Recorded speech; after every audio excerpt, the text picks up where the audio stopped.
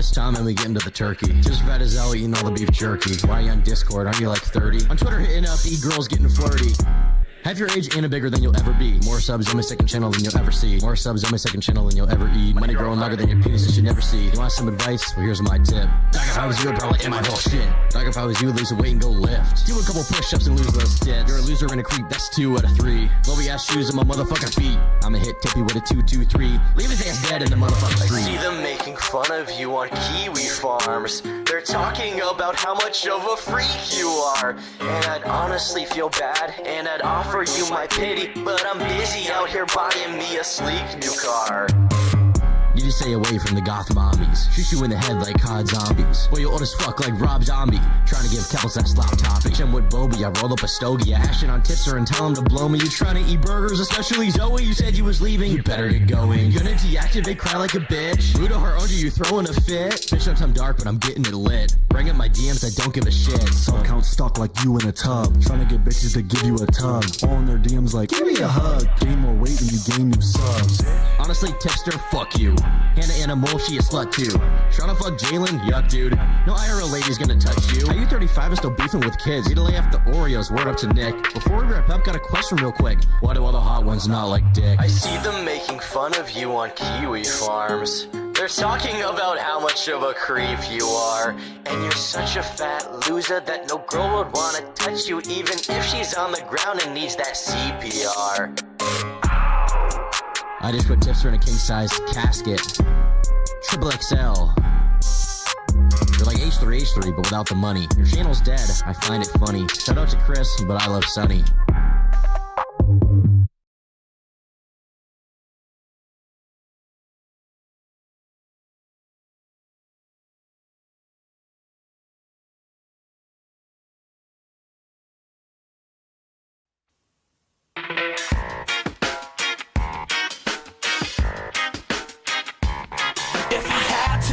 I would put myself right beside you. So let me ask, would you like that? Would you like that?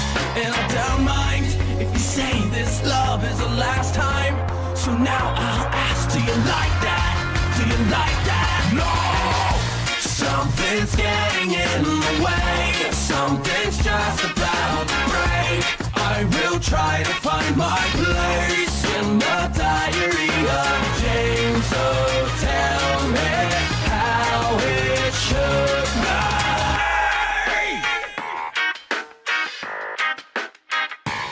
Try to find out what makes you tick as I lie down, sore and sick. Do you like that?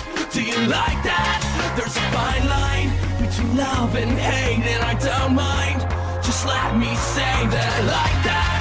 I like that. Something's getting in the way. Something's just about to break. I will try to find my place in the diary of Jane. As I burn another page, as I look the other way, I still try to find my place in the diary of Jane. So tell me how it should be. Desperate, I will crawl, waiting for so long. No love, there's no love. Die for anyone. What have I become? Something's getting in the way. Something's just about to break. I will try to find my place in the diary of Jane. As I burn another page, as I look the other way, I still try to find my place in the diary of Jane. Something's getting in the way. Something's just about to break. I will try to find my place in the diary of Jane. As I burn another page, as I look the other way, I still try to find my place in the diary of Jane. Good morning, ladies and gentlemen. It is another episode of Nerdy Live. Right now, we're just waiting for the guests to get here. Talking to Sleepy. If you guys don't know who he is a commentary YouTuber, most known for covering the Super Mega story. He's also been covering a lot of the Minecraft allegation stories of the George Not Founds of the like. Let me show you his channel, actually, Sleepy. Yep, just waiting for him to get in the call here, and we'll begin the interview. Some crazy stuff happened last night. Now recording had Brianna Wu on. That's right, the Brianna Wu, Gamergate trans activist, also close or used to be close friend of Keffels, came on and had a debate / conversation with Mudahar and the wider commentary community about the whole situation. Speaking of the Muda Keffels video, oh my god, that was a bombshell of a video. But for some reason, most people aren't even focusing on the actual video itself. They're more worried about the thumbnail. It's insane. Absolutely insane. It caused the I don't know if the artists just couldn't deal with the backlash and they deactivated their Twitter account, or they preemptively deactivated it so that way it couldn't be suspended. Because what had happened was everyone who was like Team Keffels was mass reporting Just Worm's Twitter account. And he had to private it for a bit. Now, what I imagine, imagine what he did was, decide to deactivate the account so that way he can just reactivate it without having to worry about it being suspended. But hopefully he comes back soon. # justice for Worm. Seriously, that guy does some great artwork. I've used his artwork several times. For the channel. By the way, here is Sleepy's channel. Seriously, if you guys haven't already, I suggest go giving him a sub. He covers situations pretty well. But no, yeah, this Keffel situation, man, it's wild. Let me show you the tweet Brianna sent out early this morning. Last night at the panel with Keemstar, Ordinary Gamers, and Nicholas Diorio, I showed up to talk about the trans healthcare policy for minors, but Keffels became a primary focus. That's because that's the focus of the stream. I don't know what to tell you. I don't know what to tell you, Brianna. Now recording's not the show to have deep political insights. You get what I'm saying? you're not gonna have deep philosophical debates on Now Recording. I've given my benefit of the doubt every single turn. I've tried to be the best friend to her that I can. I've also struggled with rehab, extreme death threats, and mental health issues from online harassment. But like she does with everyone else, a friendship is a one-way street. It's stupid to put any credibility on the line for someone literally planning on betraying me in the back channel. She's getting more than enough heat right now. I'm not going to add to it, but I'm done with it. Destiny's 100% right about her. F. Keffels. So not only is like all mainstream creators burning the bridge with Keffels right now, it is trans creators too. Critical thinking is hard. John, listen, okay. Sometimes you just want to turn your brain off and listen to someone being made fun of for an hour and a half. Okay, listen. If you want deep political insights, you go to a Destiny stream. And if you think you're getting deep political insight, you go to Hassan. Notice how I said you think. But yeah, like, oh my god, the amount of guys. So I tweeted about it. I made a tweet saying that Tipster just single-handedly killed his channel once again.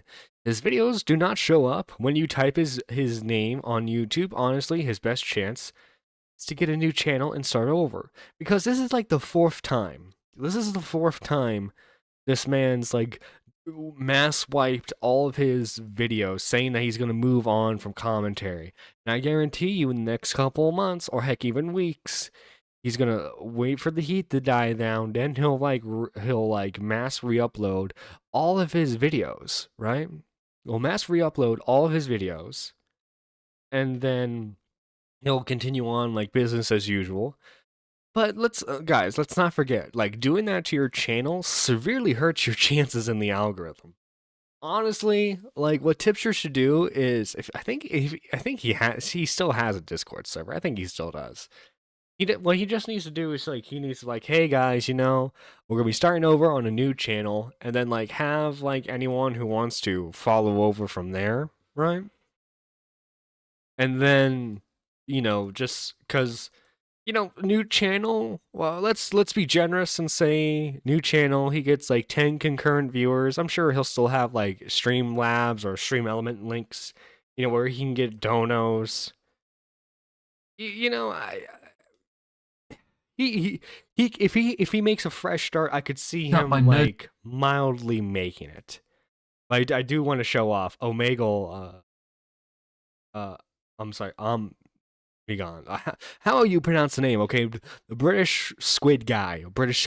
Okay, he featured my tweet in the video. I just want to take a quick dub on that one. All right, just a quick dub. Nerdy John is to make a new channel and start over if this matters so much to you. But knowing you, you're going to be like Foodie Beauty, impulsive, reckless, prideful, arrogant, and so full of yourself you cannot bother to get your head out of your rather rotund arsehole long enough to do what is right and best for you as a creator. You built your... No, yeah, because... So... Tipster... I don't know why he just can't, like, answer questions. I mean, oh my god, I saved so many tweets from this situation.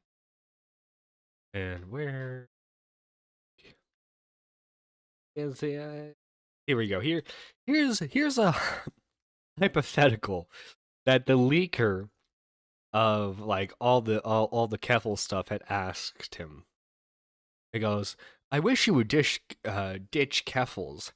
It is how I feel about you. Cherry, by the way, either used to be or was a co-host for Mango for a podcast that they were doing. They were also Keffels' editor. So, you know, keep all that lovely stuff in mind. So Cherry asks, I wish you would ditch Keffels is how I feel about you. That's not going to happen, Cherry. I hope you understand that. Even if she, like, R-worded someone, I assume there are some scenarios where you would ditch or cheated on her wife with an e-girl, but, like, actually did. That's one of the things I would tackle if that happened. I don't like to think of my friends in hypotheticals like that. The same applies to you and my other friends, by the way, not just her.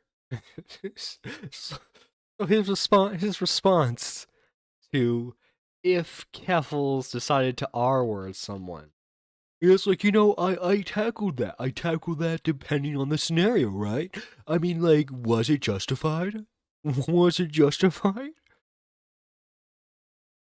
Doesn't Tipster work IT? I was chatting with my father, 65, who also works in IT. He explains a lot of social media stuff to me. He should know.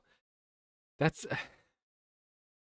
I think he's like entry-level IT guy. I think that's what it is. Now listen, when it came to like setting up OBS stuff, you know, Tipster was quite helpful, right? I'm not going to deny and say Tipster hasn't helped some people with tech issues every now and then, right? But I think Tipster's issue is just like as an individual creator, people don't watch his stuff for him. They just kind of watch him for like the news segment, sort of like how Drama Alert was, you know? And unfortunately, I don't think he was able to capitalize on that fully because he kept flip-flopping on how he wanted to change his channel. You know? I think Tipster, in like when I started watching him, he had the same sort of like Augie RFC format where it's like, hey, you do your podcast show, you do your live podcast show, you collect in the donos, and then you have the edited stream segments that you upload as individual videos, to keep the uploads fresh, when there's not anything really going on. It's not that bad of a format. It didn't seem like it was working out for him, and he kept flip-flopping on like how he wanted to do content. Because he would switch from not wanting to stream on YouTube to wanting to stream on YouTube to not keeping the VODs up. Tipster did this to himself. And we can't remember this, we can't forget, sorry, that this isn't the first time he's decided to just like mass wipe all of his videos. And like, listen, you wipe out 27 million views worth of videos on your channel, that's going to severely hurt you. It didn't work well for him at all. And I think Tipster just needs to rebrand as a retro gaming channel. Because I mean, if he's telling the truth about how he doesn't want to be a drama channel anymore, this is the good place to start right here. Don't get into the Twitch pool politics, because that's basically the drama community, right? As much as people like to label as it's not a drama zone, it definitely is. It thrives on the drama in that community. It definitely would not be good for his rebranding to still be associated with political figures. And he's just not cut out for this, man. He's just not. So, guys, and no one's focusing on what's in the actual substance of the video, because like Keffels' camp knows he can't defend it, because here's like some message board. I don't know what this is. If it's what, Telegram? Is it a Facebook group? I don't know. Here it is. Clara feels really bad watching the GMC deplete the GoFundMe money deplete. The rest will cover a year's rent and my psych fees if I talk to a psychologist once a week for the next 11 months. Ellen tried to comfort me, reminding me it was an emergency fund. Ellen's right, but I definitely understand that feeling whenever I had a windfall that I wasn't originally planning on having. I still feel bad, and it was depleted. Clara, who was Keffels, says, I keep trying to think of how it depleted so fast, and it's just so many little things. Travel and replacing furniture and helping my friends out and buying new streaming gear and clothes. If anyone finds out how I spend the GoFundMe money, I am definitely getting canceled. If anyone finds out how I spend the GoFundMe money, I am definitely getting canceled. Can you believe that? She herself admits it. And like, I'm sorry, isn't that GoFundMe money meant for a lawsuit? Why are you spending it? Why are you spending it on streaming gear? Why are you spending it on clothes? Why are you spending it on your friends? Keep in mind too, by the way, I forget the exact original price for the GoFundMe, but the original price was not $100,000. She kept raising it as she hit every single goal. Right? So it's definitely, there was no set goal in mind when it came to the money. It was just, oh my God, they're giving me so much money. Let me just get as much as I can, right? That's what Tipster was, I mean, not Tipster, that's what Keffels was thinking at the time. Gamers. But yeah, the new Keffels video Muda did, I've been waiting for this one to drop ever since he announced it, man. And you know, I should have known that the backlash was gonna be terrible, because I remember when he was just announcing it, that people were already calling him transphobic for even suggesting to investigate Keffels, because as you know, It's transphobic if you like hate one trans individual. You know, you have to like every single last one. And also too, by the way, let me just start off with, before we watch the video, let me just start with this, right? This is the tweet that caused everything to go down. I understand how people have criticisms of me. I don't think I'm above being criticized. That said, was it really necessary to use a transphobic caricature of me in the thumbnail while also not using my pronouns in the video announcement? By the way, Keffels has said that she goes by she, her pronouns and they, them pronouns. So, what kind of pronouns here does Mudahar use? Regarding a serious fraud of a known activist as Keffels, over an hour of deconstructing her various lies, examining her terrible lies will prove to you why she is danger to the people that they represent and those surrounding them. Dang, it seems like he hit all the nails on the coffin with that one, folks. I don't know about you. But it seems like, you know, dead on right there about the whole situation. I don't know about you. I didn't see any transphobia there. Folks. I don't know about you, but I didn't see any. I didn't see any transphobia there. If anything, I saw Mudahar making sure to overcorrect himself there.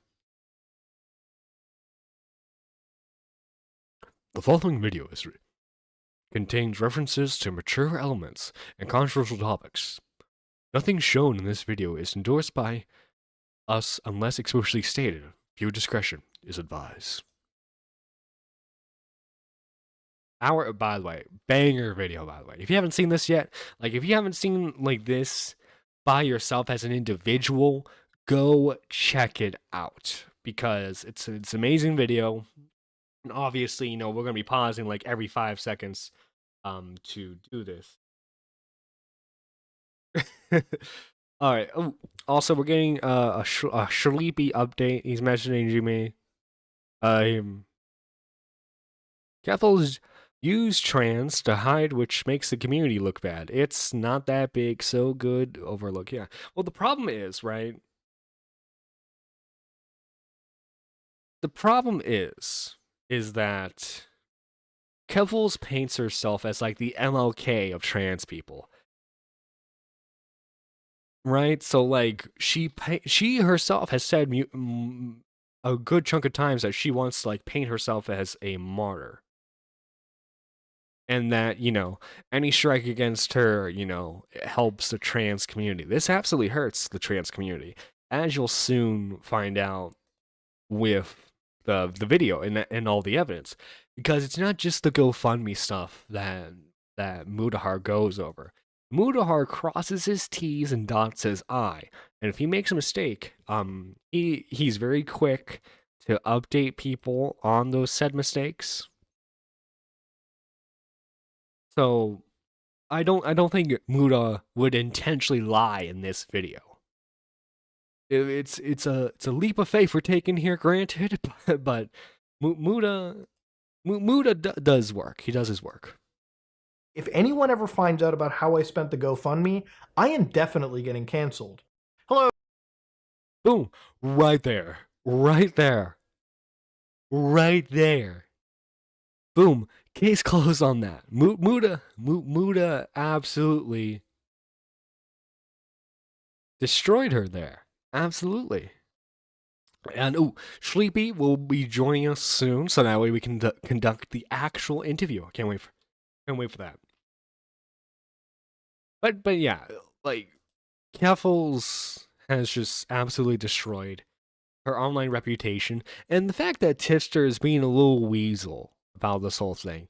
First he said, well, you know, Clara, you know, Keffels, she talked to me about it, and like she didn't misuse the funds, man. She didn't misuse the funds. And he was doing the same thing too. He's not talking about the actual substance of the video. Rather, he's talking about how like Stone Tossed retweeted Buddha's video, which okay, should should we have should we have like Trump come back to Twitter and then retweet something of you, man? Like just because someone retweets something from you doesn't mean that like your stuff's automatically bad. Really, Muda worked too hard on this video to let everything slip. We have to be human. Muda's very careful and very honest. He is, absolutely is. And Tipster knows that too. He knows that because Tipster was aware of the whole completionist drama. He knows how meticulous Muda is. That's why he's not attacking he's not attacking the video itself. He has to like attack like little micro things surrounding it. So that way like they can somehow like obtain a moral victory. Hello guys and gals, me Mudahar, and today's video is one that required quite a fair bit of research, and it's one that I should have released a few weeks ago. It's a video that might be one of my most controversial videos, but one that required looking back years upon years of internet history to come to an actual conclusion of one of the most dangerous people on the web, an international transgender activist that some of you all may know as Keffals. Now, Keffals is not necessarily a popular activist. There I love the title card. they know as Keffals. Now, Keffals Trans woman and Twitch streamer. is not necessarily a popular activist. They're an online transgender activist known for fighting against the controversial website Kiwi Farms. Her campaign saw mainstream attention after a highly publicized swatting, where she alleged mistreatment by the Canadian Police Services. The online harassment escalated until she was forced to flee her home country to escape. With the media and an entire community backing her, she raised over $100,000 on GoFundMe to recoup her losses and pursue legal action against law enforcement. This is the story the public heard all the way up in 2022. Turns out her entire career and almost everything she said is a lie. Join me as I take you down a journey that involves SWAT teams, misgendering, do-it-yourself hormones, cat boys, and a scam many have tried to expose, yet for some reason almost no one is talking about. Before we get into the real meat and potatoes, I should probably explain a bit more about who Keffals is. Her name is Clara Sorrenti, first rose to prominence in a community of another left-wing political streamer named Vosh. By the way, I am like, like everyone like big in the community has had like horror stories about how they've interacted with Keffals, right? Listen, okay, there are benefits of being a small person because you never have to worry about these insane people like Keffals ever talking to you, because Keffals only views interactions as like social climbing stuff, right? So she's never going to talk to you unless like you offer some worth to her. Trans and Twitch, PP and J, oh my god. Yeah.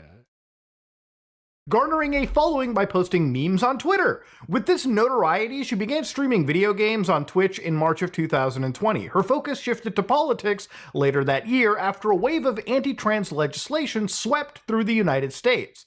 She went on to raise $200,000 for a campaign for Southern equality to protect trans youth. By the end of the year, her Twitter surpassed 10,000 followers, and while most were on board with the activist, others grew very critical of how she used her platform. Clara regularly directed her chat to brigade targets by ratioing them. Ratioing, for anybody who's not terminally online, is when you try to get more likes than the But no, yeah, this is what she would do is like she would get into Twitter beefs while she was live on air, and then what she would just do is she would like, hey chat, you know, can you go like this tweet, chat, go like the tweet. Also, guys, guess what? We have Sleepy in the building. How are you, good sir? Oh, give him a minute to have everything set up. Make sure he's not muted. Yep. All good. We'll give him a minute. Make sure everything's working for him. And we'll just continue on with the topic. Oh, nope, he exit. I think he's having trouble with Discord on his end. I'll have him sort that out. The original post in a quote tweet or a reply. This amounted to coordinating with her chat on stream, and even if you blocked her, she would just use alternate accounts to achieve this goal. It was through this that she got into her first real internet beef in early 2022.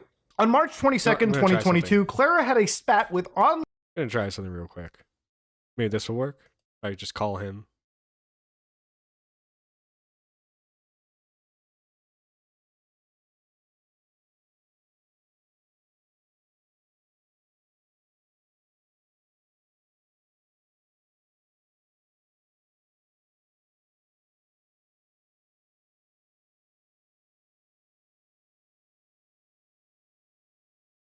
This is not. It wouldn't be a nerdy live unless there was something scuffed happening. We'll get the issue sorted out as soon as we can. Until then, let's continue watching. Online notorious agitator Ian Miles Chong. Their back and forth continued for hours as she commanded her viewers to ratio him. Then at around 4:50 p.m. Eastern Standard Time, her chat was brigaded with hateful messages. Despite the timing, one of her mods would end up blaming someone else, another streamer named Destiny. Destiny is a kind of progenitor of the entire online leftist streaming space. His stream is where both Vosh and Hassan Piker got their start. These people used to be friends, and nowadays, not so much. And that is reflected in their communities. The only evidence implicating Destiny was a quote tweet where he called her cringe. Ooh, Well, you don't understand, okay? That calling Keffels cringe, okay, that's like saying the F slur. Okay, that's pretty bad. It's pretty bad, Destiny. You can't be doing that, buddy. the shock. It was posted 2 hours after the raid. Despite this, Clara and her community insisted it was his fault. Once again, there was no evidence he had any involvement, yet she used it as justification to deplatform him. Her first response was to try to get his Twitter mass reported and banned. She set her sights on his Twitch channel, launching what can only be described as a full-fledged character assassination. There are countless examples of her legitimate slander and flat-out lies about Destiny. He detailed the worst of her behavior in an extensive document he published back in 2022. And then he showed, I believe, if I remember correctly, Destiny showed and read this out all on stream. He went completely nuclear on her, and no one covered it. It was weird. I don't even think I mentioned it at all back then. I think it was just because I'm not much of a Destiny fan, right? And so other than making sure that his platform wasn't taken away from him. Admittedly, I wasn't really concerned about any of his content necessarily. I'm only going to touch on a few examples because this video is going to be as long as it is. The first thing to point out is she was successful in depriving him of one of his main sources of income. She painted Destiny as transphobic for not supporting trans women competing in sports with cis women. Even if you disagree with this, that doesn't necessarily make Destiny transphobic. It's a fringe pressure point of a much larger, broader issue. It's a highly specific, contentious issue and an unfair characterization of his broader catalog. Regardless, her labeling garnered enough support to get Destiny banned off of Twitch within 24 hours for hate speech. She immediately took credit, gloating about taking away his primary source of income. Hey Steve, I just took away your primary source of income. Please leave me alone and stop bullying. You see, that's the thing with her. It's always been I just got your livelihood taken away, and then as soon as she gets made fun of, he's like, guys, I'm in danger. That's always been her deal. I don't want.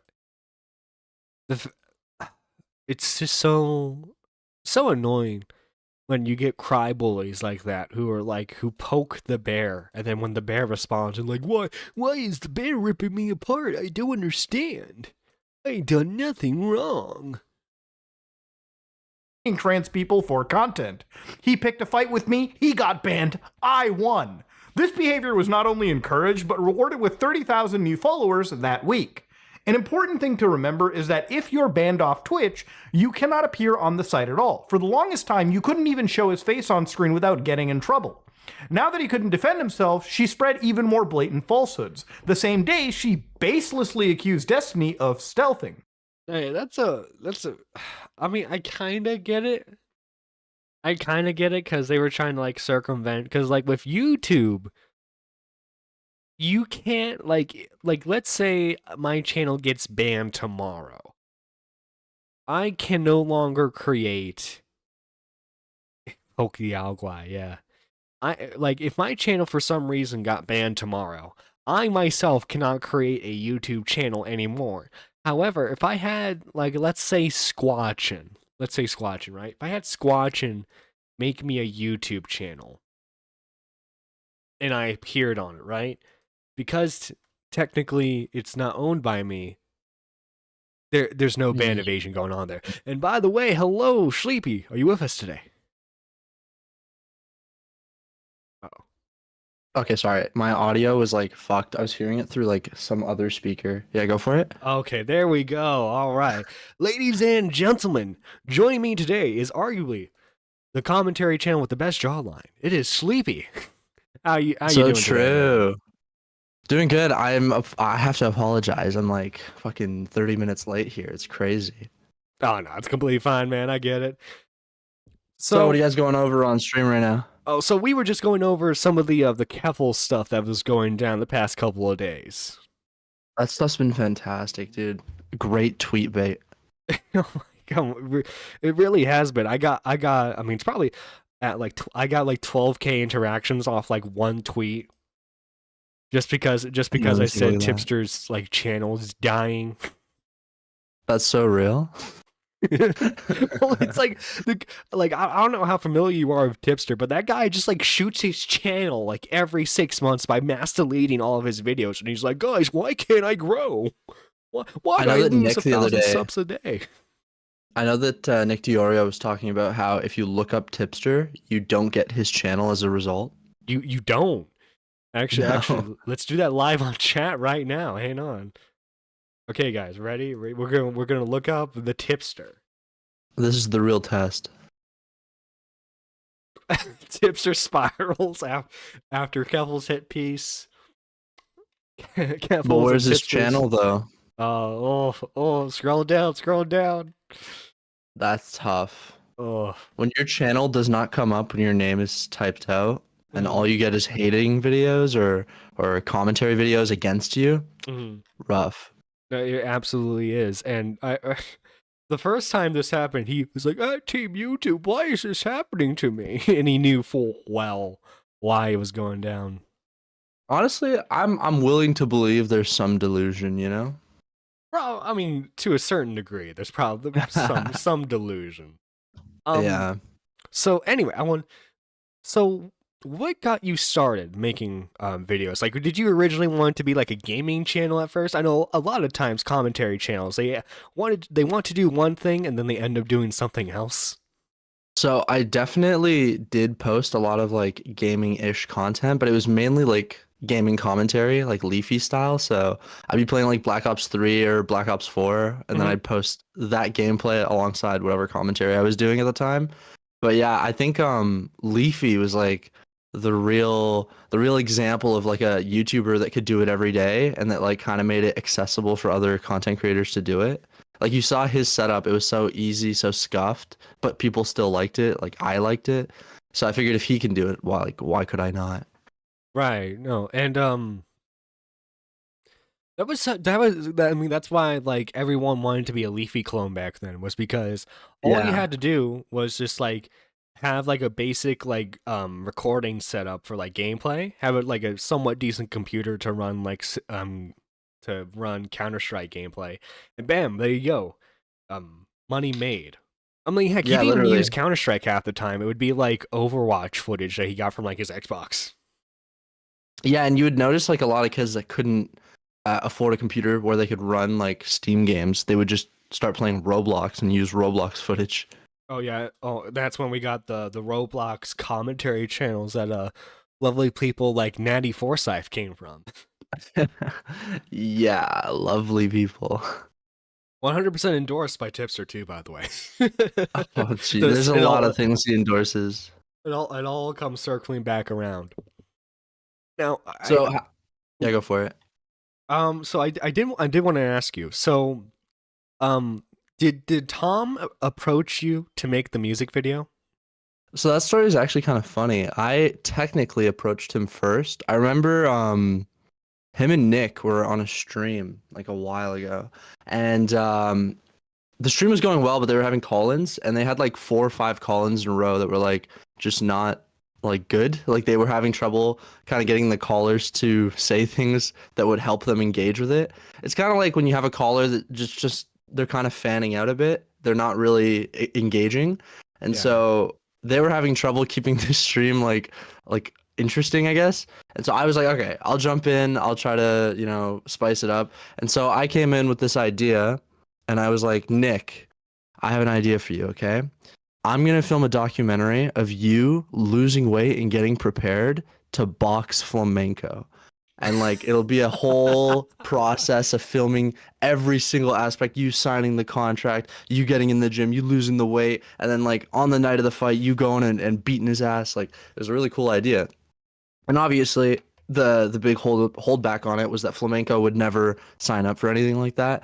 Like even if they were to meet halfway, or even if they were to meet at flamenco's weight, flamenco still wouldn't sign up. Just he's an old man, he's a bit brittle, he can't deal with that type of stuff. No, yeah, I remember when they were trying to set him up with with him fighting Bunk, and he Yeah. was like, "Nah, they have to give me the contract first." It's like, Flamenco, that's not how it works. Yeah, I don't expect him to ever sign any of that stuff. Like you're getting somebody who, like, by all accounts is like a social reject to try to be an athlete. Like good luck with that. It's just not going to happen. But go on. Yeah, so what I was gonna say is, through offering that and like as like kind of a joke, to be honest, a couple weeks later, I got actually I think a couple days later, Tom hit me up. He's like, "Yeah, bro, I know you make videos. I know you were talking about that documentary. Can I see your music videos?" And so I sent him some stuff. He thought they were all right. I thought they were all right. We ended up working on the Tipster diss track together. Very nice. Now, how long of a filming process that I'll take? Honestly, I think we got everything done within like a week and a half, but it was mainly the distance between shoots was mainly just like, he was in Toronto at the time, and I was in a town 5 hours away. So that was the only reason really that it ended up having a week in between.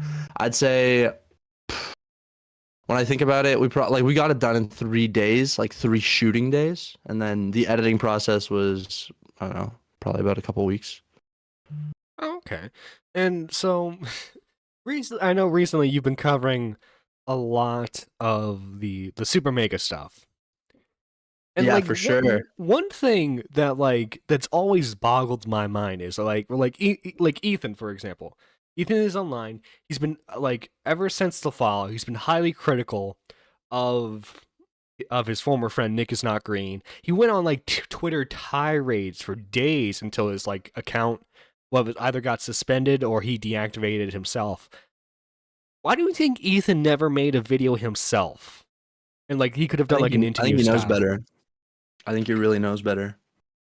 Hmm. I think sometimes you see the way things play out, and even if you want to do something, you know that for the health of your channel. I mean, remember, Ethan's money comes from YouTube, and I'm not trying to say that in a way where it's like, oh, target his where his wallet is. It's like, no, it's not that. It's just like, if he's smart, he will keep his money out of this, and like the way to do that is to not talk about a clearly dead topic that nobody cares about, that every time it's brought up gets a negative reaction. Why would you bring that to your channel? And I think he knows a little bit better than to do that. There's a reason why he hasn't ever replied. I mean, that's not true. He's replied to guys like a Cheeto, I think, or maybe even Sensitive.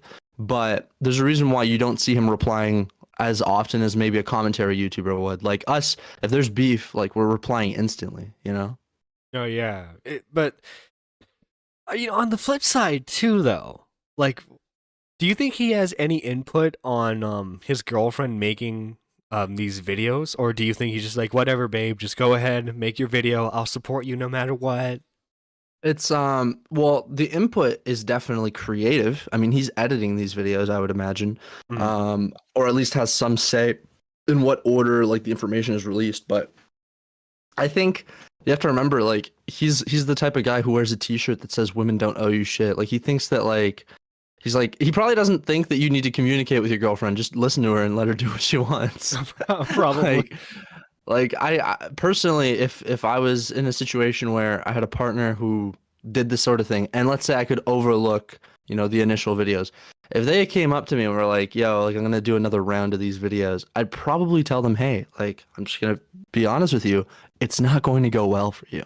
Nobody supports your side, and to be honest, it's not because it didn't happen or did happen, it's just because the evidence to prove either side is really short right now, and rather than proving your side, you decided to target a YouTube channel that really had nothing to do with it. Like, if you think about it, this is an assault allegation, not they weren't nice with how they reacted to me allegation. Yeah, and the thing that's like, even like the most charitable people to her from the commentary community were always like, hey, why are you focusing on so much on Super Mega? Focus on the artist who actually allegedly did this to you. Yeah, but that's not where the clicks are. No. Nobody cares about what's his name? Like, I was told the other day that his name might not even be Donder. Apparently it's supposed to be Don Doctor or some shit. Like, I'm finding out about this 10 months into the drama, but it goes to show like how little importance he serves to the narrative. Like, nobody really cares about what he did, when the reality is he is like the whole reason this situation happened, supposedly. Allegedly. No, yeah, you can't get donos from like having a live counter of his follower count. They just stay stagnant the entire time. Yeah, nobody cares. Nobody's like, oh yeah, Donder, that guy. Like, who gives a fuck about that guy? No, and sorry to go all over the place with her response video. One of the things I just found so funny was I guess one of her like friends in her circle who like try to relate to her. It was like, yeah, I too was assaulted, and she's like in the video, it's like, oh my god, he's like trauma dumping on me. This is like so weird. Jim. Yeah. Okay, so that story is so funny. So essentially, she trauma dumped on him, like literally at a party, and he was getting drunk, and they're sitting together on this couch, right? And I've kind of played this scenario out a couple times on stream or in a video. Like, I literally will act out what happened. But basically, they're sitting on a couch together, and they're drinking. And he's at a point where he's drunk. She's at a point where she's telling him about how she was sexually assaulted by Donder. And obviously, you could call that an intimate conversation, I'd imagine. And he leans in for a kiss. She does not like pull away. She does not block him. Apparently she feels she was in a headlock. Take that as you will. And then they kiss. All right. He gets up, goes to a different room, and basically says, come here. And she gets up, and this is all like per her statement. I'll give you the other version of the statement from him. Per her statement, she gets up, follows him into that room, like, what is he doing over there? And then kisses him in a separate room. And then we're supposed to believe that this is like some sort of, weird sexual harassment, sexual assault type thing. And so he apologizes for it. And in his apology, he essentially says, yeah, so I'm so sorry for what I might have caused, for what I might have done. In fact, this hits hard for me because when I was in college, I was sexually assaulted. So he basically kind of trauma dumps in his apology, and he probably shouldn't. But since then, she has decided in her most recent video that anytime that video gets removed, she will repost it. Oh, she is so evil, dude. She's evil. Yeah. So he had to come out after 10 months of being slandered and being told that he's a rapist and all of this shit. And he has to come out and he says basically, hey, like, this is what I've been dealing with, and puts out like a 5-page like Twitter document or document on Twitter. Mm-hmm. And it was pretty good. But basically it was him talking about like, listen, I'm getting humiliated because I made a mistake in my apology. Like, how's that fair? I mean, it's it's valid, because like if you because you have to think from like their perspective of like that LA like social progressive like commentary friend group sort of deal. Like yeah, Yeah. I can see why he was very frustrated with it. Now, granted, like as you said, he probably shouldn't have done that as he is apologizing to her. But I can see why he did it to somewhat try to like relate and like make things easier for both of them. Yeah, for sure. And I think something that it's that he's kind of probably woken up to, and I think something that us commentary channels know very well is at a certain point you don't want to appeal to everyone. You need to like wake up and realize, listen, it would be nice to have a channel that has like 5 million subs, everybody's watching me, but at a certain point it might make more sense for your longevity to just keep appealing to the people that like your content and that like the type of person you are. Like if you're going to be edgy, attract an edgy audience. Don't try to go mainstream and then bring that edgy shit in because you're gonna get canceled. And for a guy like Jim, again, I don't necessarily think that this is his fault or I don't necessarily think that this applies all the way because those types of people, when you're facing an allegation, either way, it's probably difficult. But I imagine if he had like an audience like Lyrix, for example, like, if you accuse Lyrix of something, he's probably going to be fine if he responds to it properly because his audience is conditioned to think, like, okay, well, let's see all the evidence. You know what I mean? Versus an audience like Lex Updog or Super Mega, they're probably like, oh, believe all victims, shoot from the hip, figure it out later type shit. No, yeah, or it's like you ever heard of Illuminati?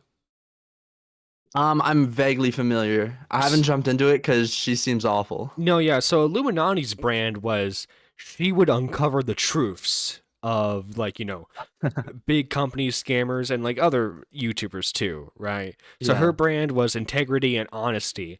And then when everyone found out how much of a snake she was like behind the scenes, it completely destroyed her brand. To the point now where she's suing everyone who's came out about her.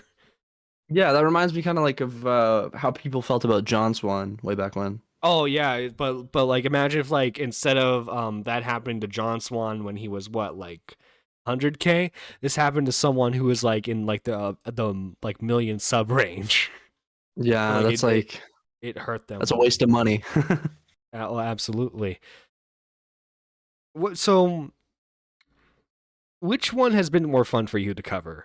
which is weird to phrase because these are essay stories. The George Not Found situation or the Super Mega controversy? It's so interesting. So like I would say that the George Not Found was more exhilarating, obviously, because you're dealing with a subject that's getting you a fuckload of views, and like we're human, like we're not we're like obviously we have feelings. So like when you're experiencing like such a high influx of viewership in comparison to what you're used to, you kind of just have to like roll with the punches and try to make good content. Like the AIMSy series was kind of insane. Like that was kind of a sideshow that happened through the George Not Found stuff where she kept going after, guys like George Not Found, Wilbur Soot. Like she would be in their Twitter replies saying like, you are an abuser, or she did not say yes. And it was like all this shit.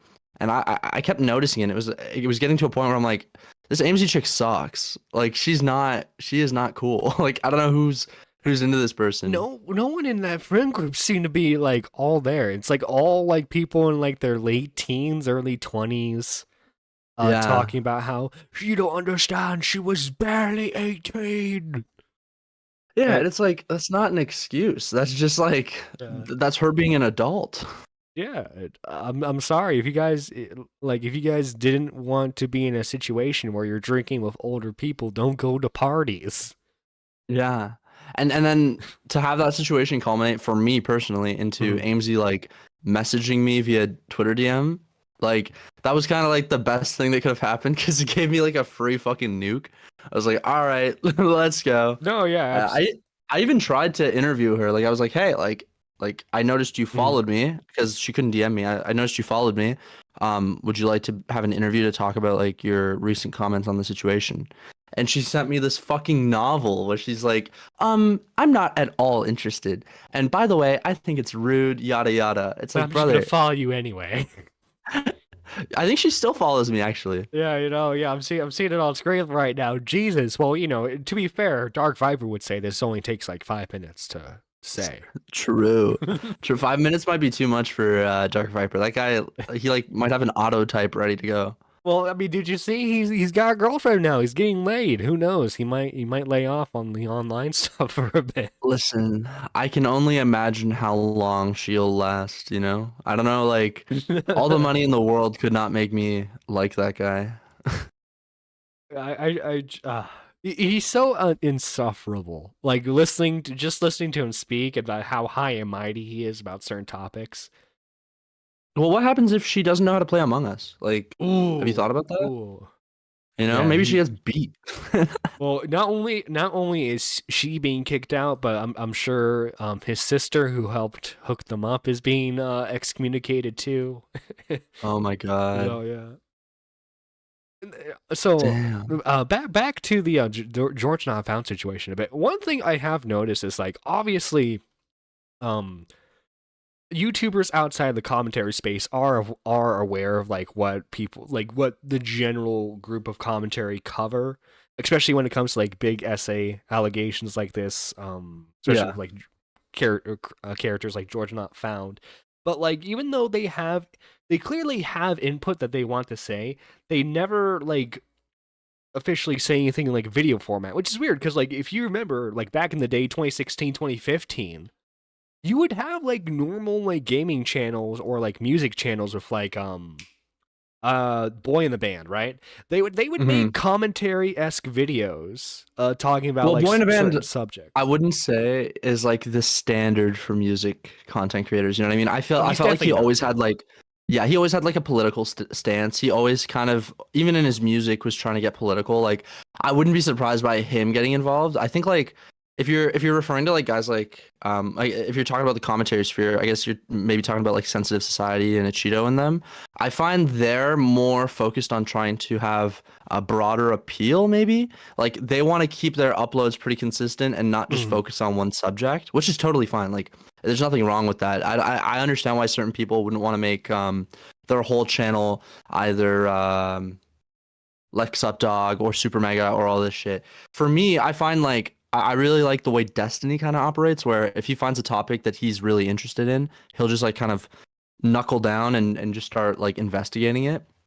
And I tend to find that with these subjects, brother, like everything is on Twitter, everything's on Twitch. Like you can really watch and digest everything. Like I'm not gonna say like I'm like the fucking I have all the knowledge, but I did enough research to be knowledgeable where I can make videos that I felt were decent and informed in a way that like didn't take away from the story, you know, that I wasn't like making shit up. I was like relatively well researched. No, yeah, you absolutely were. Your videos on the subject were pretty good, and I'm just like I don't know. I feel like a majority of these Minecraft YouTubers would be totally fine if they were just like into MILFs or something, man, or like they So just true. stop going to parties. Yeah, man. It's crazy. Like when I think of what George did, I honestly I wonder like cuz YouTubers want to hang out with other YouTubers. YouTubers want to go to parties and shit. Right, And I wonder it's like should this guy be punished because some fucking 18-year-old, adult got like literally was cuddling with him, and then just because they cuddled and like a hand went under a shirt, like that's what we're gonna cancel someone over. Like I don't know. I can't even calculate how much George might have lost off of this, because how many people now think that George is a problematic person, somebody who's a sexual assaulter or an apologist, or insert your favorite buzzword. Yeah, I mean, what was it? He was originally going to be part of like Mr. Beast's like chocolate brand, right? But then like they edited him out of like the photo shoot. There you go. Like there's a great example. Like what an opportunity to miss out on, somebody with like the biggest reach in YouTube.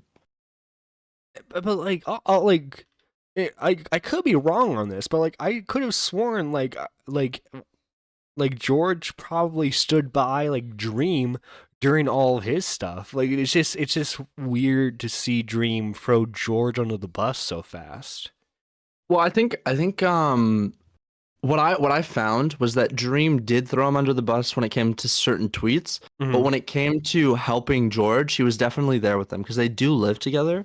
And the idea, I don't know if this has ever been really confirmed, but the idea, and this is an idea that Katie Bugs also threw out, was that Dream and George were kind of colluding to make their statements line up.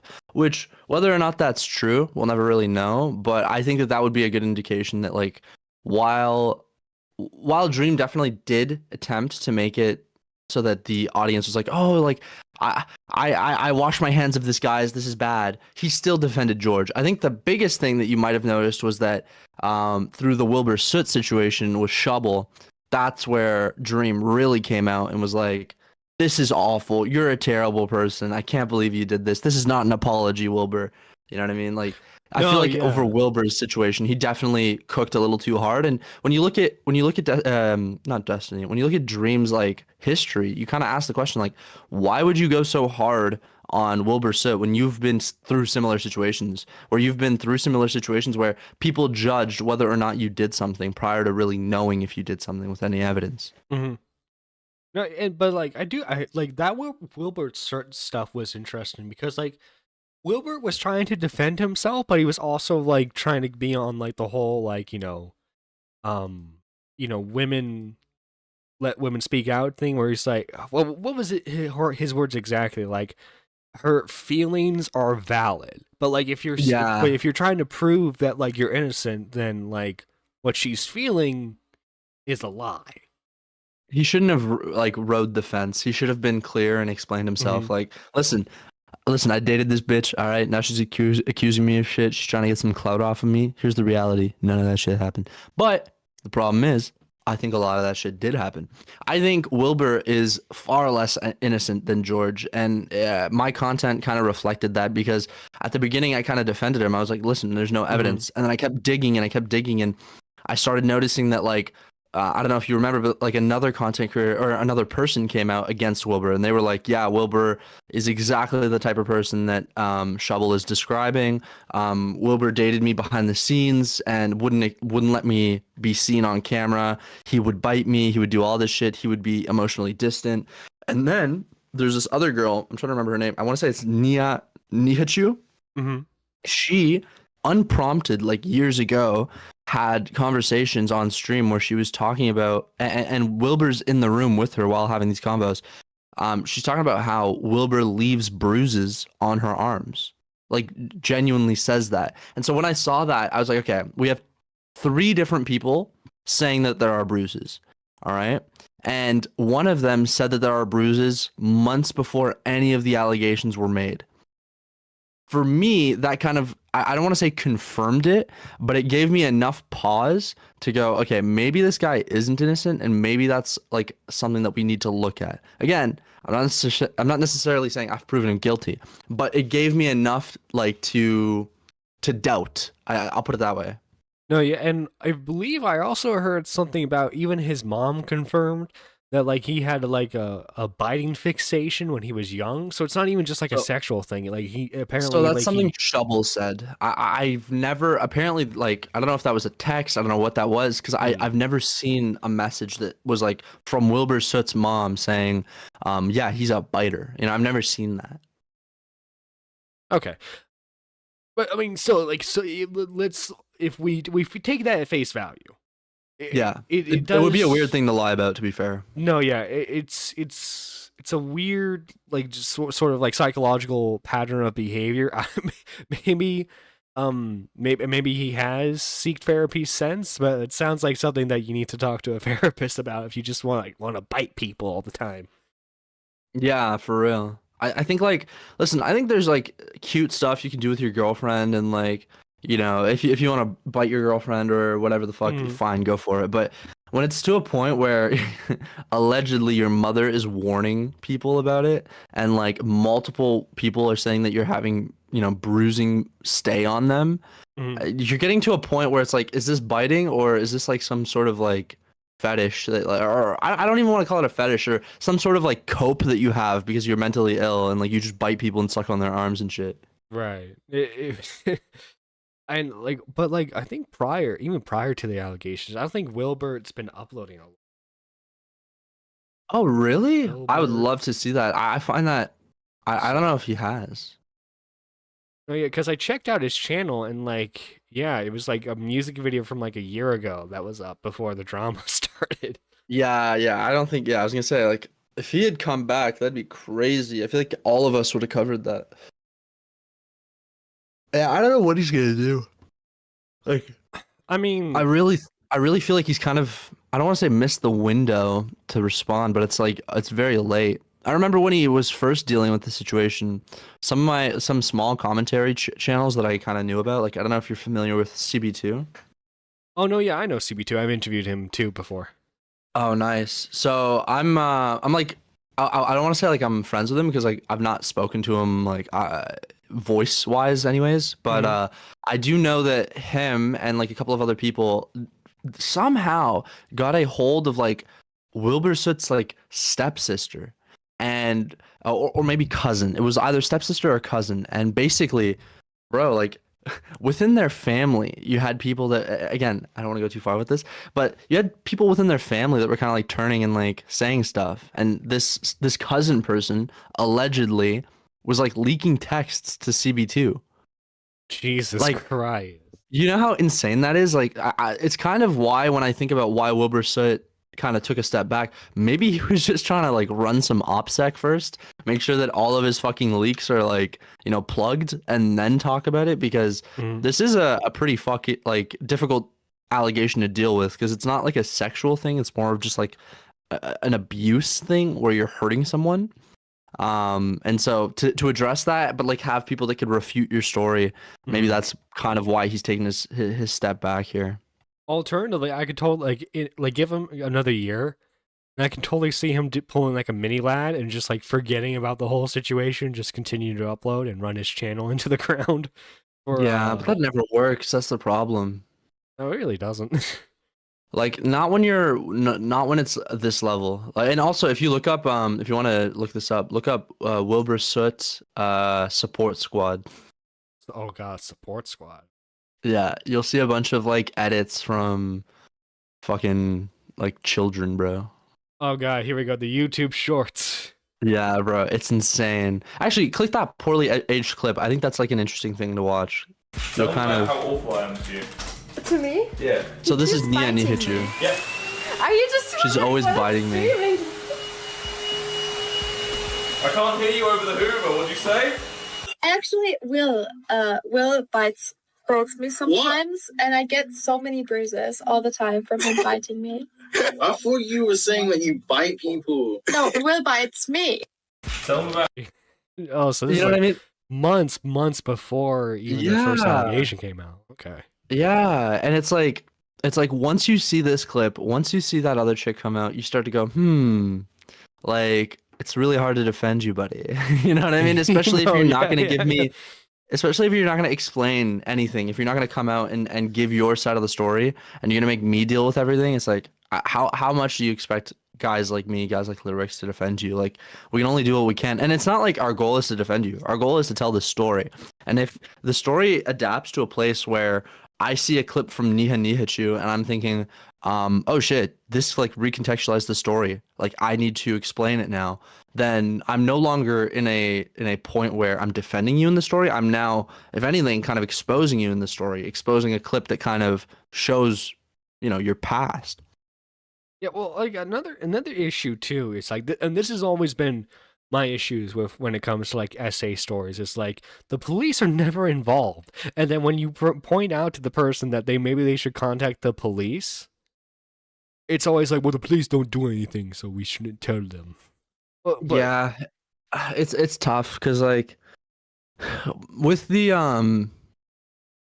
I don't think that they care. I this is like a hard take, and I don't think people like to hear this. On the one hand, they are right. It is hard to go to the police. On the other hand, I don't think they ever wanted to. Like, I think that this is important, and I wish that these girls would like be a little bit more honest with this. None of them really want to go to the police. Like Shubble, I think Shubble would prefer to go public than to go to the police, because the police, what are they gonna do? Like, if you're getting bruised via like getting your boyfriend to suck on your arm, Like at worst, what would be the punishment for that? Like domestic assault or some shit? Like what would you call that?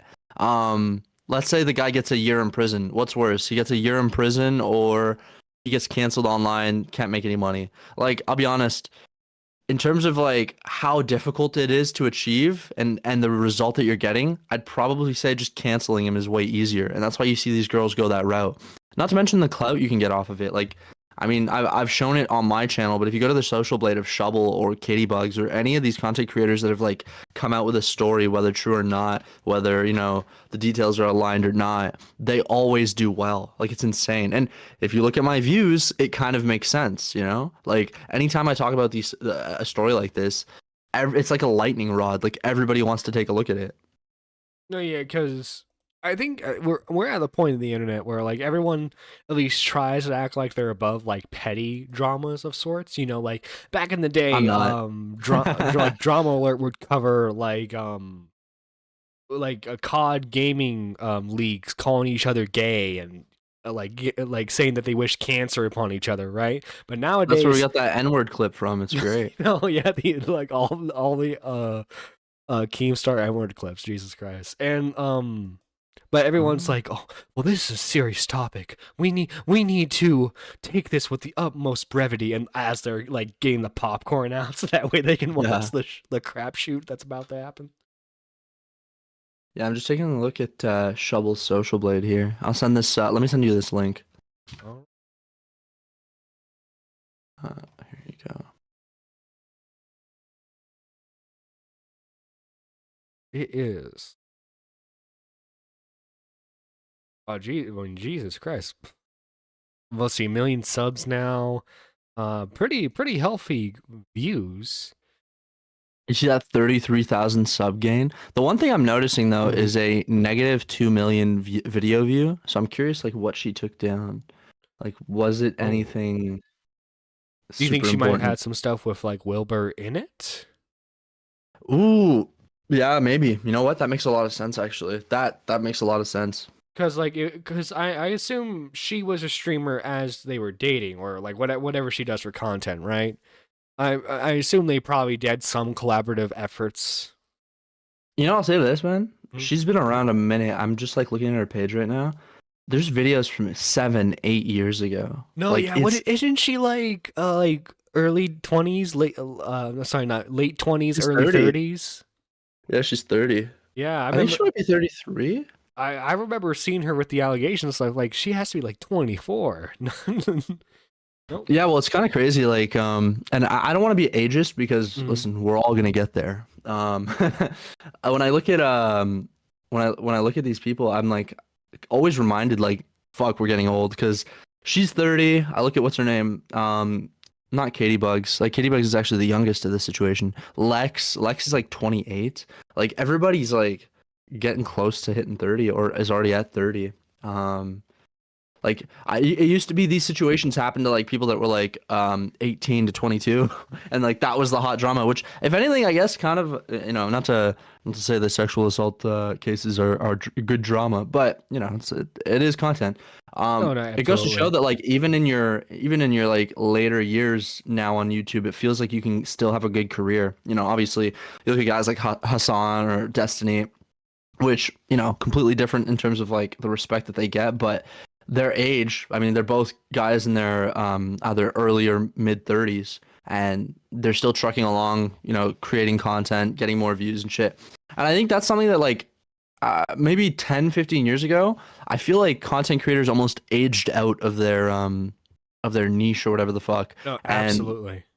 And now that you're like seeing that like older content creators can kind of succeed, it's very like exciting because I was always worried like, okay, is this something that like in 5 years, if it pops off, like let's say I get 1 million subs today, like will it work past 5 years? And I think as long as you adapt your content, people will stick around. Right. I think, well, the issue I think early on was like, obviously like YouTube was a brand new thing. People got popular simply because either their stupidest or luckiest reasons, right? And so Yeah, like basically. early on, people had a hard time maintaining that. Like the YouTubers from the early days who I still see like pop off still, or like Phil DeFranco, Markiplier. PewDiePie's retired now, but like if he makes a video, it still gets decent amount of views. I think it's just because they like those people knew early on that it was about more so the personality rather, like it's gonna sound weird, but it's more so about like you as the individual and less Yeah, about for necessarily sure. the content. Because if you, I think you have to cultivate that though. That's the thing, and that's why I think like you see certain guys even to this day not really be able to pull it off, and other people that they're like good with it. no, yeah, and I think well, people see a lot of like what Mr. Beast has accomplished, and like maybe they're not. It's not even necessarily that they're doing his type of content, but they see what he's able to achieve, and they want to have like like a fraction of that, or at least be able to maintain that longevity that he's going to be able to have. Like Yeah, I remember. Oh, go ahead. I remember Mr. Beast once said that he felt that Mr. Beast, like the guy, the host, was a limiting factor. Like having a personality for YouTube was a limiting factor. And I think he's like right in a sense where you're going to get less views because you're not going to get as many people as possible to like you. Like not everyone is going to like Mr. Beast, right? Right. But what I would say the flip side is the people who do like your personality and do like your you know, original self, I think those people are more likely to stick with you long term rather than like fair weather fans that are with you here and maybe gone tomorrow if you make a video that they don't find interesting. No, yeah, like they're with you for only like put it back into commentary. They're only with you for like one controversy, one topic, and then they're just out for the rest of the time. Exactly. And honestly, with myself, like it's something that I noticed. Like you have to kind of keep uploading, keep streaming, and for example, like with those George Not Found videos, I mean, if you go back and look at them, some of them hit like 30K, 20K, and like if you look now, it's more like I'm hitting anywhere from 1K to like 5K. But what you have to like kind of keep in mind, and I think it's something I've seen other like bigger content creators talk about, is go back a year and look at your content and ask yourself like, are you in a better position than you were like a year ago? And for me, it's undoubtedly yes. Like I feel like I'm more consistent. I feel like I'm in a place where I have a community where when I see people comment, I'm seeing the same names. And for me, that's what is exciting to me. Where like, yes, you're not pulling the 20K views that you're pulling off of like a really good subject, but your baseline is higher. And if your baseline is higher, that means that the next time you get a big blow up off of a topic, your baseline is going to get higher again. So the goal is, I feel like, have the high highs and then have higher baselines that are like your baseline comes obviously is the lowest point. But if your lowest point becomes higher than it was last month, then I think you're succeeding.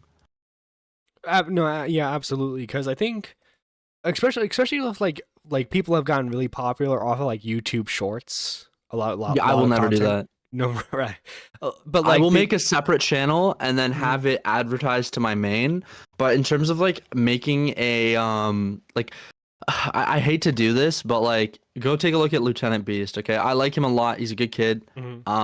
Look up LT Beast, and he's somebody who's made amazing well, I don't want to say amazing videos, but really funny and entertaining videos in the past, right? Listen, he's a white boy with the purple dreads, man. You can't hate on that. You know what I mean? He's at 90K doing this sort of content. Okay, that was definitely not as hard as you made it seem, but whatever. Let's just see what Zong does. Oh, my charger stopped! Like, I like his hustle. I think he's actually probably one of the better shorts creators because he's actually showing his face. Like other people, you'll just have them doing voiceovers and shit.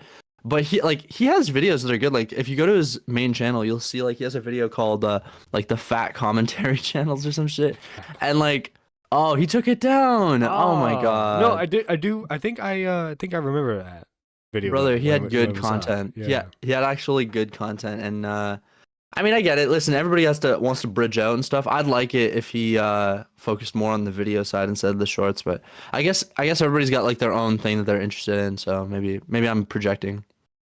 But I think, but you hit the nail in the coffin when you said that like if you just focus on like developing that base while making like the viral content, Yeah. It's gonna work so well for you in the long run. Also, Craig Beck allegations. Oh God, That shit was throwback to fun. that. I got in trouble with that, covering that. People were mad because I said that like if he had had sex with that woman, that it wouldn't be illegal. And people thought that that was like Technically, no. a crazy thing to say. And I was like, well, like objectively, it would not be illegal. Like what's crazy is that their laws are set up in a way, and I don't really mind this. I actually think it's a good thing. But like the worst thing he could have done in that situation was get pictures, which allegedly he did, you know, No, yeah, he did, and sent some back, I think. yeah, yeah. I was kind of part of Craig's community at the time, and it was just, yeah, it was just like, Craig, why are you doing this, man? You covered Mini Lad. Why are you doing this? I'm not even joking. It's one of those situations where literally if he had just like had sex with her, it would have been better for him, which is like such a crazy thing to say. Yeah. But like over there, age of consent 16, here in Canada, same thing. So again, it doesn't mean that he's a moral person either. Like I think at a certain point, like regardless of whether something's legal or not, if you're, you know, you're probably targeting this age range because you know it's easy to target. You know what I mean? And there's a morality to that. Like, is that okay to do? And in my opinion, not really. Well, also the girl, from what I understand, the girl was pretty receptive and flirty back, and like since then, this is a bit more like Spurgier drama, more like now recording type. But like she's been involved in other sexting stuff afterwards too. That she's trying to cancel people over. Here's the thing. On the one hand, like I get, like it is funny. On the other hand, it makes sense though. Like if you think about it, like if you're the type of person that's going to, you know, be underage and text online figures, I wouldn't be surprised if you do it again. You know what I mean? Like a lot of these girls like the attention, and it feels good when the commentary YouTuber that you know watch every day, you have him in the DMs and you're sending him stuff and he's sending you stuff, and you know maybe that's like exhilarating. Well, I can understand that. Well, let's hope no one from this community gets into a situation like that again. Let's see. I remember the big. Brother, it's a matter of time. Somebody listen. anytime you have people that like get influence that didn't have influence in the past, it really does fuck with their head in a way that I don't think most people understand yet. I think like being somebody who like for me, I feel that I'm kind of getting the luckiest treatment in terms of how I'm getting bigger on YouTube. Is like it's been a very, very slow burn. Like if you look at my channel, there are like a fuckload of videos, and there are videos like I probably have like 300 unlisted videos, you know what I mean? So I've been at it for so long that like I feel I've kind of been able to kind of mature. But I think, bro, if I popped off when I was 20, I'm not going to say like, oh my God, I fucking groom minors. But at a certain point, like you might do some other shit where you might scam a fucking fan. You might pull an Aiden Ross. You might do some shit that you think is like when you're 20 is fine. But then when you're like 23, you're a little bit more mature. You realize like, oh my God, like that would have been retarded. Because you wouldn't just be 20. You'd be a 20-year-old with like power, influence, money. Yeah. Well, in the very least, it doesn't make your shit moral, you know? It just means that like you're not ready to deal with this. And I think now, like I think if I popped off right now, I'd probably be fine. Like I say that, but maybe give me another 6 months, I'll be even more fine. But I like the slow roll. Like the fact that I'm slowly kind of growing the channel, you know, whatever drama comes next, I'm fucking pumped for. Brother, we're gonna be streaming through that shit, okay? I cannot wait. If somebody listen, I'm speaking to the YouTube gods right now, okay? If somebody wants to get raped, let me know, because I want to cover it. I don't want to be involved. I just want to cover it, okay? Let me drop the Google Doc in your DMs. Yeah, give me the scoop. Give me the scoop, okay? But yeah, no, I you know, best of luck to you, man. I mean, I remember, I think when I first saw your content, you were Ages I want to ago. say 2K. Like now you're like Probably 11K right now, man. Like that's seriously, that's good on you, man. It's bro, you just got to keep slowly building. I think I think the thing that we have to kind of accept is as these smaller, you know, small what is it, 10K sub Andy?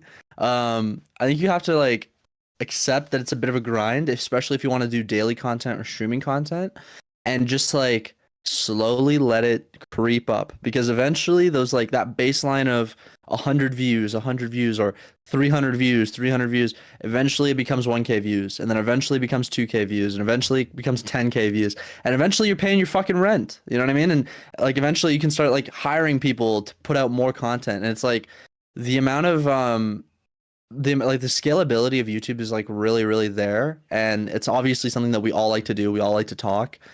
So I really like, it's one of these things to anyone that has like any amount of like viewer base, brother, just keep fucking milking it. Like keep posting, keep entertaining them. Like it's so worth it. Oh yeah, like I think the most successful commentary channel right now, even if they're not the most subbed commentary channel right now, it's definitely Turkey Tom, because Tom has the weekly essays on his main channel. He has daily uploads on not only the Tom Dark channel, he has a secondary Tom Dark channel where he uploads like content that's not necessarily for like the main Tom Dark channel. He has his IRL channel, and he streams like pretty consistently. Yeah, the way Tom runs his shit is a big inspiration for me. Being able to work with him was honestly, I think this sounds like low-key gay, but I think one of the best things that happened to my channel was literally just interacting with Tom and seeing the way that he runs his business, like seeing how serious he is about it. Like I think prior to working with him, like to me, YouTube was still kind of in this hobby-ish thing where I wasn't treating it like, I don't want to say treating it like a job, right? Like I'm not treating it like it's fucking mind-numbing work, stuff that like I'm gritting my teeth to get through. It's like, no, I find YouTube entertaining, but I'm treating it like a job in the way where like, the second I have a topic, I make a script for it, or I make a point list of it, and I drop my content as soon as possible in a way that's gonna get views, good thumbnails. Focusing on thumbnails was something I hadn't even thought about until like, well, I think I met Ween. Are you familiar with Ween? Ween is here. I think I probably have heard of the name, but I couldn't tell you that I've interacted with him much. Look up the channel WHEEN. Fantastic content creator. Yeah. This guy, that's him. Yeah, this guy is phenomenal. Like, if he ever decides to come back to YouTube and like actually post content like the way he was at one point, he will dominate. He's one of he's one of the most intelligent people I've met. Fantastic. He was one of the guys that really got me in on making good thumbnails for my content. Yeah, you know Chris Narky. You've done a couple of videos with him on your channel.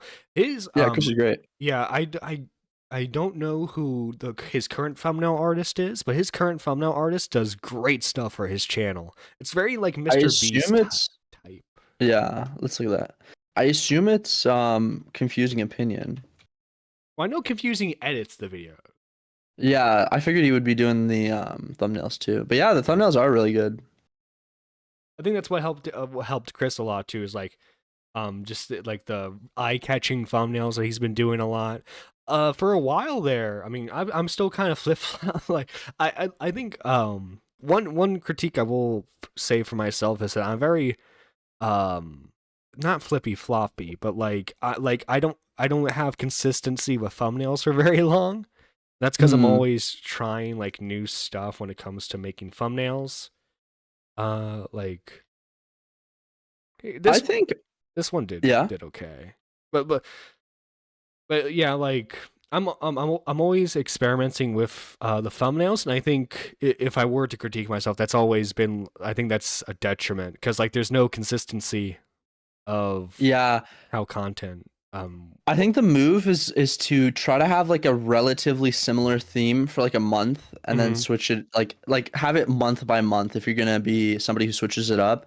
I find with me something that's been consistent is I always use like the same font when I'm using my text, and if I want to help. Yeah, and I'll put my face in there, and my face is usually like purple or some shit. So yeah, it just, you want to have like a couple of like pillars that are similar, but I don't think it matters too much if your content looks different, because at the end of the day, we're not video essayists, right? I think for them it matters the most because they only upload like once a month type shit, so they need their fans to like build like an association with the thumbnail style. Us, I think it's more about showing your face, showing your what you're talking about that day, stuff like that. Yeah, and back to, a little bit back to Turkey Tom. He's very like in his videos. He's hyped up for the video, but he's also like very nonchalant. But then when I saw him do like a couple podcast clips and interviews with Destiny, and one of their I would topics that they recommend watching that whole thing, by the way. It's really good. The segment where they talk about content specifically, like you can the drive and hunger that Tom has, like he said, like if I can't quote him directly, but like he talks about how like I think he said he was like hungrier back then, but like you can still tell like now that like he still like has that massive drive to make content. Bro, it's really inspiring because him and like other content creators, when they talk like that about content, like when they talk about like I'm excited to make something just because I want to be in the process and I want to release it and I want people to watch this. I won't lie, like at a certain point it was kind of like I almost felt embarrassed like a while ago. Like I don't feel this anymore because I don't really give a fuck what people think anymore. But back like when I did, it was more like, man, like I'm really scared of saying like, oh, I really care about this YouTube shit, because like you're posting content and yes, like it's fun and you're enjoying it, but like, oh, it's not getting views, or you feel it's not to a certain quality, and it's like at a certain point you need to take a step back. Is this something you're enjoying? Like, do you love making content? And if the answer is yes, then you shouldn't be ashamed of it. Like, it should be something that like if you love doing this, just keep fucking grinding. You know what I mean? Just like literally put your foot down on the pedal, because clearly it's something that you enjoy. And I think that's kind of how Tom is. Like, I think he kind of realized pretty early on, like, I'm obsessed with this YouTube shit. Like, it makes me happy when it does well. It makes me happy when I make content. I'm going to just like fucking make it my life. And I think that when people do that and they realize like what their calling is, and they just like fucking put their foot down on it, like the success is almost inevitable. Absolutely. Yeah. Sleepy, thank you so much for coming on. No worries, bro. I appreciate you for the invite. Yeah, guys. If you for some reason you're not already subbed to Sleepy, go check his videos out. I will put it in the chat, and also too, when this gets edited and clipped, there will be a link in the description, pinned comment below, probably. Appreciate that, bro. Do you can you give us any insight on like any upcoming videos, or are you just like lying low? I have a notepad right here. I'll show you, or I'll read it. So the next couple that I am looking at doing, I want to cover this Logan and Janko situation. I have something I want to talk about with Frogan, and the Destiny Ludwig shit is interesting. I don't think I'm ready to cover it yet. And the last thing on the docket that I need to cover is the Windows 11 desktop ads. I think those are fucking awful. Well, like I said, guys, go sub to Sleepy. Thank you for joining us today. This is Nerdy John, signing out. Have a good rest of your day.